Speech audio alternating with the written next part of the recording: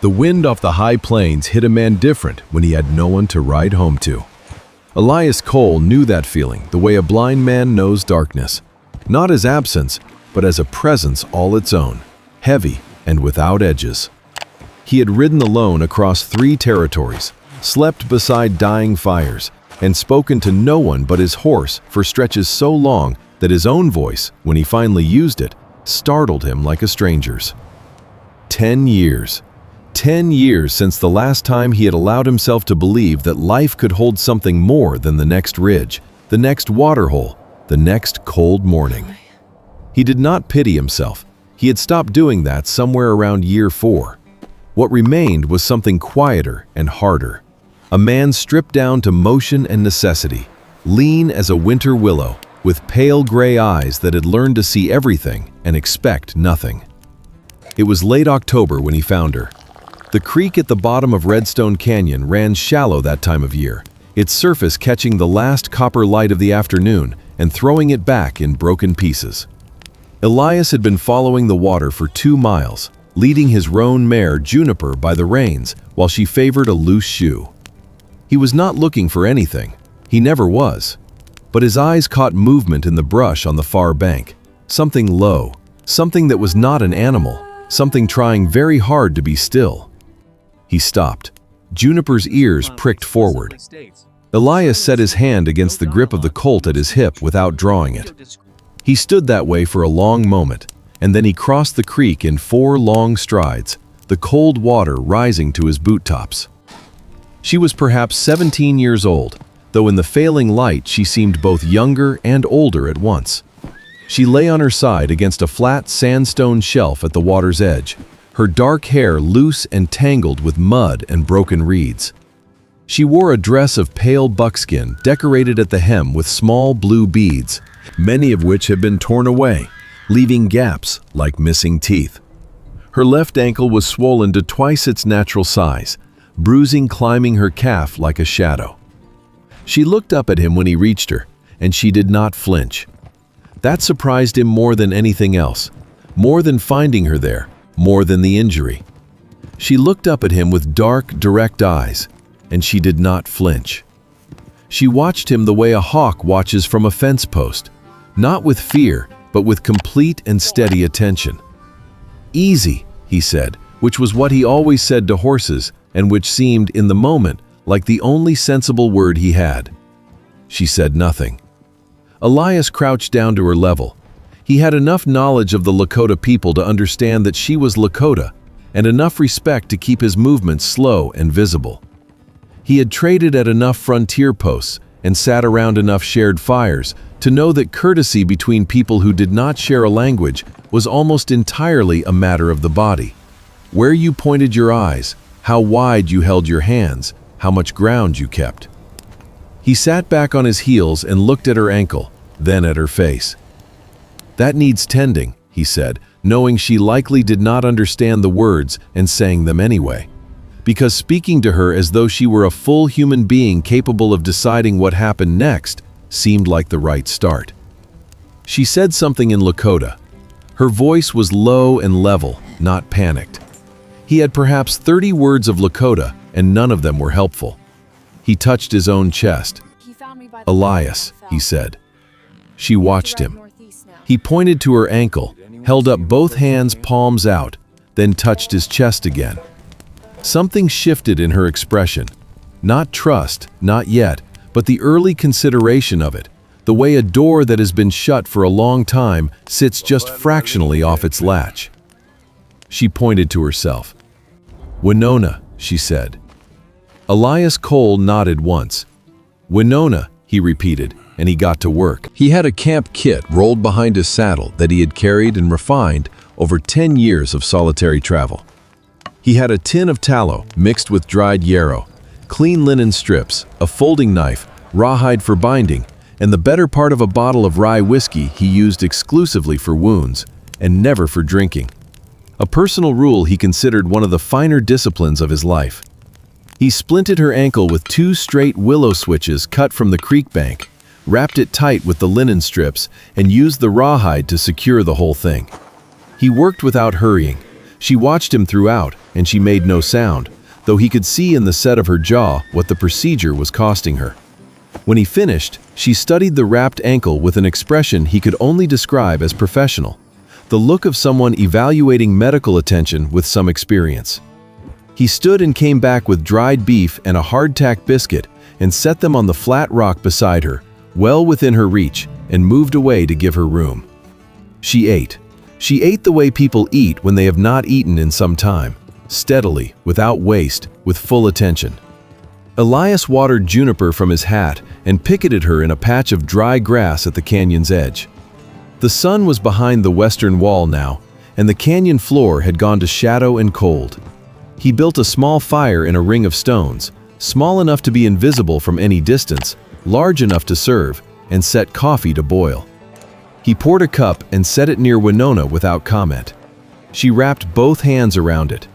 The night came down around them, and neither of them spoke, and it was not uncomfortable. This struck Elias somewhere he did not have a ready name for. The fact that silence with another person could simply be silence. Two people breathing beside a small fire in a cold canyon in late October.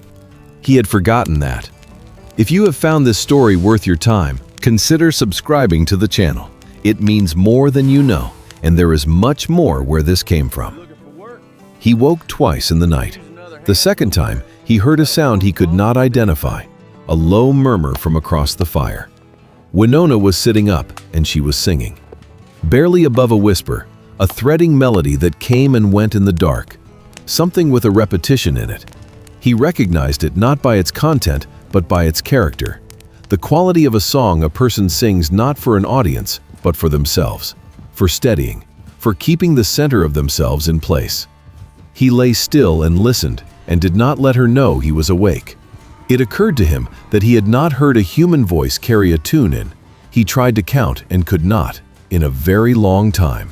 The thought arrived in his chest like a stone dropped into still water, and he felt its circles for a long while after the singing stopped. He was awake before dawn. By the time the sky above the canyon was gray, Winona was awake as well, sitting straight, her wrapped ankle extended before her, watching the color return to the world with an expression of complete calm. He made a small breakfast and handed her a plate without ceremony. She accepted it the same way. He was considering the problem of her situation, practically speaking. She was a young woman alone in a canyon with a wrapped ankle she could not walk on. She had come from somewhere and needed to return. He could not leave her here. This was not a decision he spent time deliberating over. It was simply a fact, the way the canyon was a fact and the cold was a fact. He crouched across from her and touched the ground, then pointed in several directions, raising his brows in question. She pointed north and slightly east. He nodded. She pointed to herself, then to Juniper, then back to herself, then northeast, and raised her own brows back at him. He almost smiled. It was the first time anything like a smile had considered his face in recent memory. "Yes," he said. He helped her up onto Juniper and walked beside the horse, leading her by the bridle, and they moved up and out of the canyon onto the open plain as the morning sun came level across the grass. The plains rolled away to every horizon under pale October light, enormous and quiet, and there was a hawk riding the high air to the north, and the grass made a sound like breathing. Elias walked, Winona rode. Neither spoke. The silence was exactly as it had been the night before, the kind you could put weight on. They traveled this way for the better part of the morning. She guided him with small gestures, a lifted hand, a finger pointed slightly left, a single word he came to understand as north by the consistency of its direction. The land changed as they went, the dry canyon country giving way to longer grass, and then to a stretch of broken land where limestone outcroppings rose from the earth like old bones. Near midday he saw the smoke. It came from beyond a low rise, thin and gray-white against the blue sky, and Winona saw it at the same moment. Something changed in her posture. The hawk attention turned inward for a moment, went somewhere private, and then came back out as something else he could not have named. He felt it the way you feel a change in weather before you can name it. He stopped Juniper at the base of the rise and looked up at Winona. She said something with the sound of a question in it, and she pointed to him, then back the way they had come. He understood. She was giving him the choice to leave before they went over that rise. He shook his head once. She held his gaze for 3 full seconds. Then she nodded. They went over the rise together. The camp on the other side was larger than he had expected. A cluster of lodges set in the lee of the limestone outcroppings, a fire at the center, horses picketed in a remuda line to the east, perhaps 30 people visible, and Elias aware of others he could not see. Movements at the edges of lodges, shapes that went still when they appeared on the rise. He stopped Juniper 50 yards out and stood very visible and very still in the open, the way you stand when you want everyone to see your hands. A period of stillness. Then a man came out from the camp. He was perhaps 50 years old, broad through the chest, with a face formed by weather and decision into something expressing both patience and authority in equal measure. He wore a shirt of dark blue trade cloth and walked without hurry. He stopped 10 feet from them and looked at Winona, then at Elias, then at Winona's ankle. Winona spoke at some length. As she spoke, the older man's expression moved through several things: relief, and something that might have been the particular emotion of a fear finally released. At one point she gestured toward Elias, her voice taking on a descriptive tone. She was telling the older man about him and telling it straight. The man looked at Elias. Elias touched his hat brim. The man spoke. Winona translated, not in English, but in the way she looked at Elias and touched her own chest and pointed to the older man and said a word that Elias would later learn meant father. He had found her father. Something moved through Elias Cole then, not envy, not sorrow, not exactly those things, but something adjacent to both of them, reaching back 10 years to touch the edges of a life that had been different and then wasn't anymore. He held it where it was. He did not let it onto his face. He nodded at the older man, who nodded back. They gave him food, a generosity he accepted with both hands as he had been taught was proper, and a place to rest while Winona's ankle was seen to by a woman of the camp experienced in such things. He sat near the central fire and felt the strangeness of being among people.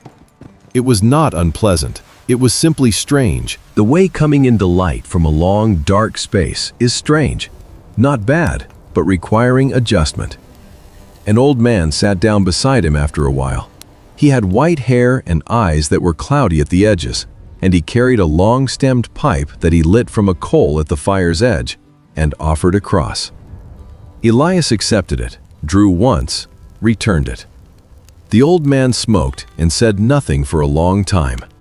Then he said something, and when Elias shook his head, the old man pointed at the sky, the whole sky, sweeping his hand across it, then at the ground, then at the fire, then at Elias, then at his own chest. Elias sat with this for a moment. Then he nodded. The old man seemed satisfied. He smoked some more. Elias sat with him and watched the fire and the limestone rock rising from the earth, and felt, in a way he had no ready framework for, that something structural had shifted in the architecture of his life. Something that had been bearing a certain weight and had now been relieved of it, just fractionally, just enough to notice. Winona found him later, near evening, when the sky had gone to deep gold. She was using a crutch fashioned from a bent branch and moved on it with the practiced ease of someone who has adapted to difficulty before. She sat beside him on a flat rock at the camp's edge and looked out at the plains the way she had looked at the canyon fire the night before, without need for explanation. He had been thinking about riding out in the morning. He had a job waiting in a town called Millhaven, 2 days south. He sat with Winona in the gold evening and did not think about Millhaven. After a while, she said something and he looked at her. She pointed at him, at the center of him, said a word, then held his gaze to see if he had understood. He had not. She thought for a moment, then put her hand on her own chest over her heart and made a closing motion with her fist, fingers drawing together. He looked at her. She made the same motion again and then opened her hand flat and turned the palm upward, The closed thing opened. Elias Cole looked at his own hands on his knees, rough from rope and weather, useful hands, hands that had not been held in 10 years. He understood what she was telling him. When he finally looked up, Winona was still watching him, that hawk's attention, full and direct. Not pity, recognition. She was telling him she had seen him, the way a person who has been genuinely looked at knows that they have been looked at, and the knowing of it is entirely different from all the times they were merely seen. "Yeah," he said, and his voice came out rougher than he intended. "Reckon that's about the size of it." She could not have understood the words, but she nodded. That night the camp held a gathering of gratitude around a large fire, the drum rolling low, food shared, voices carrying in the cold air. Winona's father sat with him. Through Winona's incomplete but sincere translation, Elias understood. The man was thanking him. That Winona had been gone since the morning before, that the camp had searched the canyon and lost her tracks near the water. The man said more, and what Elias received from the transaction was something like, "You came from nowhere, you took care of what needed taking care of, you did not make it strange." He sat with this. The drum went on rolling, the fire went high and yellow, and Elias Cole, who had not allowed himself to sit still in the presence of other people in a very long time, sat still. In the morning the camp was stirring early and the cold was sharp and clean. Elias watered Juniper, checked her shoes, and rolled his camp kit. He had made no decision, he had simply done these things, and the doing of them had its own logic. Winona appeared at Juniper's shoulder with a folded piece of trade cloth, dark red, with a stripe of black near the border, and held it out to him. He took it. It was heavier than it looked, and when he unfolded it, he found inside a pair of moccasins of the finest work he had ever seen. Pale leather, sewn tight and even, decorated at the cuff with the same small blue beads as her dress. The kind of work that takes time, more time than one night. She had made these before he left. He looked at her. She put her hand over her heart again, the closed fist, and this time did not open it. She held it there, closed, over her heart, and said one word that he could hear was a name. Not his name, but a name she had made, given, applied. He would never know what the word meant precisely.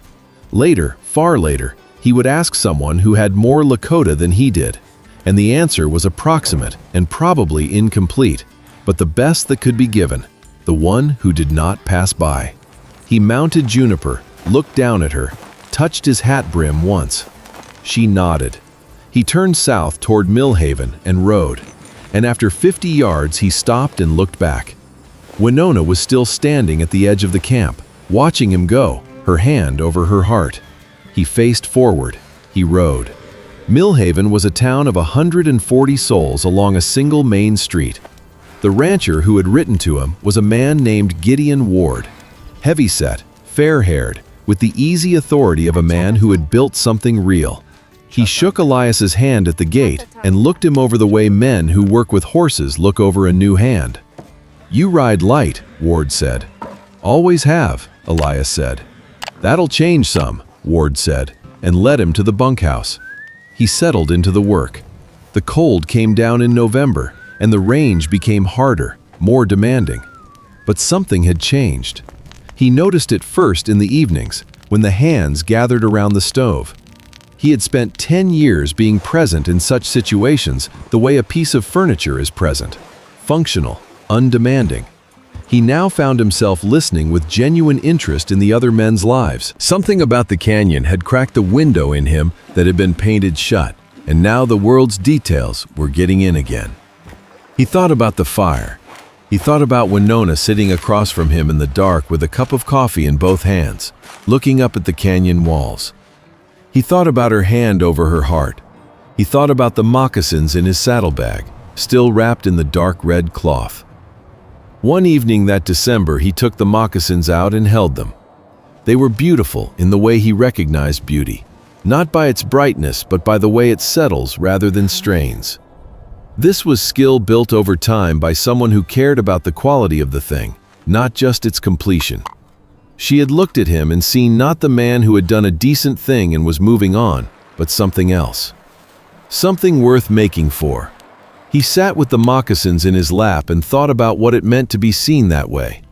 He wrote a letter that winter that had no address to send to. He wrote several drafts, each shorter than the last, until what remained was simple. He had thought about what she had shown him. He understood what she had meant. He was going to try to be worthy of it. He burned the letter at the campfire on the last evening at the Ward Ranch, because it was not actually meant for anyone but himself. He watched it go. In April, he rode north and east. He told himself he was going toward freight work at a post called Elkhorn that was a day's ride from the Lakota Range. This was true and also incomplete, and he acknowledged that. The land changed around him, and the sky came wide, and the grass came back to the high plains after the winter pale. The hawks were back, riding thermals off the limestone country, and the creek at Redstone Canyon ran full and cold with snowmelt when he passed it heading north. He stopped Juniper at the top of the canyon's east wall and looked down at the flat sandstone shelf where he had found her. The creek ran over it. The scrub brush showed green at its tips.